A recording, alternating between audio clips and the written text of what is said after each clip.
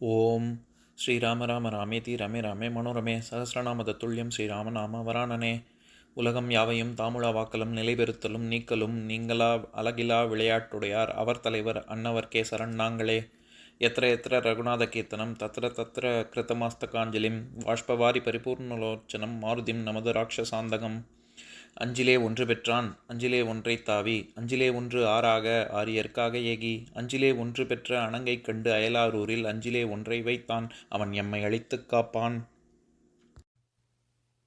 இன்னைக்கு நம்ம கம்பராமாயணத்துல பாலகாண்டத்துல தாடகை வதை படலத்துல 43வது பாடல் பார்க்க போறோம். மண்ணும் பல்லுயிர் வாரி தன் வாய் பெய்து தின்னும் புன்மையின் தீமை ஏதோ ஐய பின்னும் தாழ்குழல் பேதைமை பெண்ணிவள் என்னும் தன்மை எளிமையின் பாலதே. இதான் பாட்டு. இப்ப பதம் பிரிச்சு பொருள் பார்க்கலாம். மண்ணும் பல்லுயிர் வாரி, உலகில் நிலை பெற்றுள்ள பல உயிர் வகைகளையும் அள்ளி எடுத்து தன் வாய் பெய்து தின்னும், தனது வாயில் போட்டு தின்னுகின்ற புன்மையின் தீமை ஏதோ, புன்மையான தீமை வேறு எது உண்டு ஐய பின்னும் தாழ்குழல் பேதைமை பெண்ணிவள் என்னும் தன்மை. தலைவ, அப்படி இருந்தும் தாழ்ந்த கூந்தலை உடைய பேதை தன்மை வாய்ந்த பெண் இவள் என்று நினைக்கும் தன்மை எளிமையின் பாலதே, இகழ்ச்சிக்கு உரியதாகும். இப்ப நம்ம இந்த பாட்டுல இருக்கக்கூடிய நயங்களை பார்க்கலாம். மண்ணும் பல்லுயிர் வாரி அப்படின்னு வர்ற இடத்துல மண்ணும் அப்படின்னா நிலை பெற்று இருக்கும் அப்படின்னு அர்த்தம். நம்ம ஏற்கனவே பல பாடல்கள் முன்னாடி பார்த்திருக்கோம். நம்ம நிலை பெற்று கீர்த்தி புகழுடன் இருக்கக்கூடியவன் அப்படிங்கிறதுனாலதான் அரசனை நம்ம மன்னன் அப்படின்னே சொல்றோம். மண்ணுயிர் அப்படிங்கிறது குறிப்பாக சிறந்த உயிர்களான முனிவர்கள் அதை குறிக்குது அப்படின்னு பார்த்தோம்ல. அந்த மாதிரி இங்க மண்ணும் பல்லுயிர் வாரின்னா நிறைய உலகில் நிலை பெற்று இருக்கக்கூடிய உயிர்கள் எல்லாத்தையும் எடுத்து வாயில போட்டுக்கிறா அப்படின்னு சொல்ல வராரு. ஏன்னா தன் வாய் பெய்து தின்னும், அந்த இடத்துல பெய்து வாய் பெய்து அப்படின்னா வாயில் கொட்டி கொண்டு அப்படின்னு அர்த்தம். புன்மை, அதே மாதிரி புன்மையின் தீமை ஏதோ அப்படின்னு வர்ற இடத்துல புன்மை அப்படின்னா புல்லிய தன்மை. நம்ம புல்லறிவாண்மை அப்படின்னு திருக்குறள்ல கூட ஒரு அதிகாரம் இருக்குல்ல, அதாவது ரொம்ப ரொம்ப இருக்கிறதுலயே கீழ்த்தரமான ஒரு அறிவு, அதைத்தான் புல்லறிவு அப்படின்னு சொல்றாங்க. அந்த மாதிரி இந்த இடத்துல புன்மை, அந்த மாதிரி ஒரு அறிவேட்ட தன்மையைத்தான் இங்க புன்மையின் தீமை ஏதோ, இதை விட வேற என்ன தீமை இருக்க முடியும் அப்படின்னு கேட்க வராரு. ஐய பின்னும் தாழ்குழல் பேதைமை பெண்ணிவள் என்னும் தன்மை. இந்த இடத்துல ஐய அதுவும் நம்ம பார்த்திருக்கோம். அதாவது செய்மை சுட்டு தள்ளி இருக்கிறவங்களை கூப்பிடுறதுக்கு ஐயா அப்படின்னு கூப்பிடணும். அதையே சுருக்கி கிட்டக்க இருக்கிறவங்கள ஐய, நம்ம முனிவ அப்படின்னு பார்த்திருக்கோம்ல. அதாவது ராமர் விஸ்வாமித்திரர் சொல்லும் பொழுது முனிவ அப்படின்னு சொல்லுவாரு. அந்த மாதிரி இங்க ஐய தலைவ, அதனாலதான் தலைவா அல்லது தலைவனே அப்படின்னு சொல்லாம தலைவ அப்படின்னு நம்ம பொருள் பார்க்கிறோம். ஐய பின்னும் தாழ்குழல், இந்த இடத்துல தாழ்குழல்ங்கிறது வினைத்தொகை. தாழ்ந்த குழல், தாழ்கின்ற குழல், தாழும் குழல், அப்படி சொல்ல வராரு. பெண்களுக்கே இருக்கக்கூடிய ஒரு இது.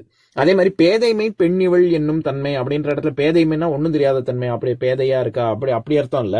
பேதைமைக்கு மனம் இறங்கக்கூடிய தன்மை இன்னொரு பொருள் இருக்கு. அதாவது பொதுவாகவே பெண்களுக்கு மனசு ரொம்ப இழக்கக்கூடிய மனசு. அதனாலதான் பேதைமை எண்ணும் மாதருக்கு அணிகலம் என்பது மாதருக்கு அணிகலம் அப்படின்னே சொல்றாங்க. அது இப்ப பெண்ணா இருக்கக்கூடியவள் மனசு ரொம்ப சட்டுன்னு நல்லது கிட்டதெல்லாம் யோசிக்க மாட்டாங்க, ரொம்ப இறக்க குணம் ஜாஸ்தி அப்படின்னு சொல்லுவாங்க. அதனாலதான் இங்க அப்படி சொல்றாரு, அந்த மாதிரி ஒரு பெண்ணுன்னு நினைச்சியா இவளை அப்படின்னு. அடுத்தது இந்த பாட்டின் மூலமா சொல்ல வர்ற கம்பர் சொல்ல வர்ற கருத்தே அதுதான். இவளை பெண் என்று அப்படி நினைக்கிறதே ஒரு இகழ்ச்சிக்கு உரிய ஒரு தன்மை அப்படின்னு. ஏன்னா எளிமையின் பாலதே அப்படின்னு வர இடத்துல பாலது அப்படின்னா தன்மை, அது அத்தன்மை கொண்டது அப்படின்னு சொல்ல வர்றாரு. ஏன்னா உயிர்களை கொன்று தின்பதை விட ஒரு தீய செயல் வேற ஏதாவது உண்டா?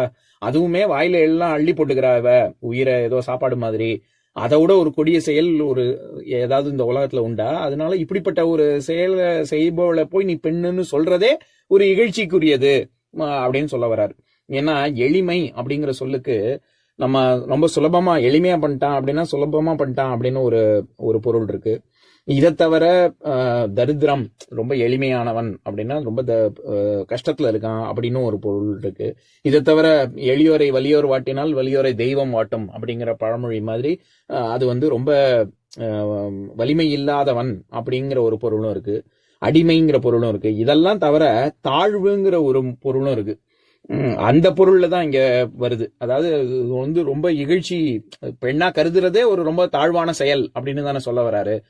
கம்பராமாயணத்திலேயே ஆரண்ய காண்டத்துல சூர்பனகை படலத்துல 42வது பாடல், அதாவது கம்பராமாயணத்துல மொத்தத்துல 2773வது பாடல். அதை படிக்கிறேன் கேளுங்க.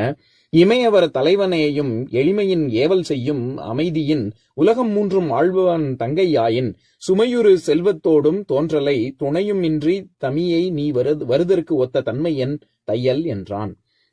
அப்படின்னு இந்த பாடல். அதாவது என்னன்னா, ராமர் சூர்பனகிட்ட கேட்பாரு, நீ என்னமோ உன்னுடைய ராவணனுடைய தங்கைன்னு ரொம்ப பெருசா சொல்லிக்கிறியே, ஆனா நீ யாருமே இல்லாம, ஒரு தோழியர்கள் இல்லாம, காவலர்கள் இல்லாம, யாருமே இல்லாம, துணையே இல்லாம நீ மட்டும் தனியா வந்திருக்கியே, என்ன காரணம் அப்படின்னு கேட்கிற இடத்துல, இமையவர் தலைவனேயும் எளிமையின் ஏவல் செய்யும் அமைதியின் அப்படின்னா, இந்திரனே அவ முன்னாடி சொல்லியிருப்பா, இந்த பாடல்கள் முன்னாடி சூர்பனக தன்னை அறிமுகப்படுத்திக்கும் பொழுது என்ன சொல்லியிருப்பான்னா, இந்திரனே ராவணனுக்கு அடிமையா இருப்பான், அவன் சொன்ன வச்ச இவன் கேட்பான் அப்படின்னு சொல்ற இடத்துல, இமையவர் தலைவனேயும் எளிமையின் ஏவல் செய்யும் அப்படின்னு சொல்லியிருப்பாங்க.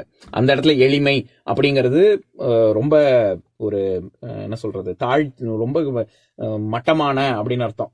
அந்த பொருள்ல தான் இங்கேயும் வருது. எளிமையின் பாலதேன்னா, நீ இவளை போய் நீ பண்ணுன்னு கருதுறது இருக்கிறதுலே ரொம்ப இகழ்ச்சிக்குரிய செயல் அப்படின்னு சொல்ல வர்றாரு.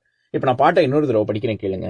மண்ணும் பல்லுயிர் வாரி தன்வாய் பெய்து தின்னும் புன்மையின் தீமை ஏதோ ஐய பின்னும் தாழ்குழல் பேதைமை பெண்ணிவள் என்னும் தன்மை எளிமையின் பாலதே. இன்னொரு நாள் இன்னொரு பாட்டு பார்க்கலாம். ஓம் சாந்தாகாரம் புஜகசயனம் பத்மநாபம் சுரேஷம் விஸ்வாதாரம் ககனசத்ரசம் மேகவர்ணம் சுபாங்கம் லக்ஷ்மீகாந்தம் கமலநயனம் யோகி ஹிருத்யானகம்யம் வந்தே விஷ்ணும் பவபயஹரம் சர்வலோகைகநாதம். உம்பரோடு இம்பர்காரும் உலகம் ஓர் ஏழும் ஏழும் எம்பெருமான் என்று ஏத்தி இறைஞ்சி நின்று ஏவல் செய்ய தம்பியரோனும் தானும் தருமமும் தரணி காத்தான் அம்பரத்து அனந்தர் நீங்கி அயோத்தியில் வந்த வள்ளல். ஓம் பூர்ணமதః பூர்ணமிதம் பூர்ணாத் பூர்ணமுதஸ்யதே பூர்ணஸ்ய பூர்ணமாதாய பூர்ணமேவாவசிஷ்யதே. ஓம் சாந்தி சாந்தி சாந்திஹி.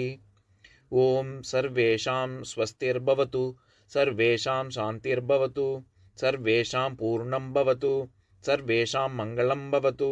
ஓம் சாந்தி சாந்தி சாந்திஹி. ஓம் சர்வே பவந்து சுகினஹ சர்வே சந்து நிராமயாஹ சர்வே பத்ராணி பஷ்யந்து மா கஷ்சித் துக்கபாக் பவேத். ஓம் சாந்தி சாந்தி சாந்திஹி.